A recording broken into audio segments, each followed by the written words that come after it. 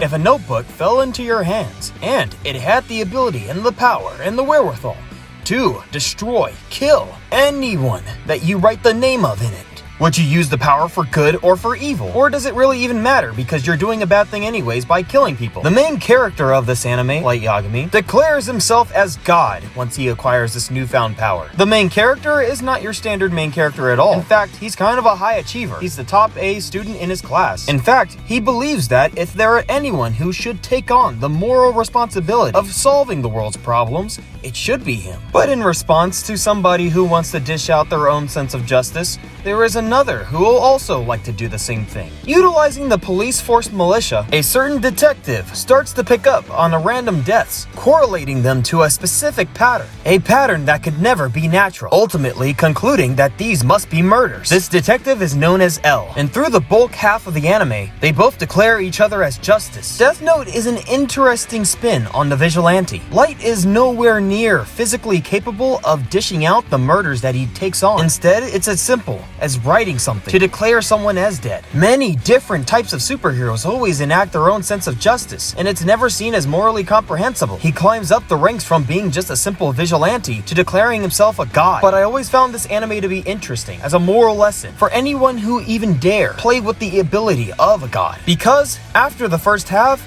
L dies.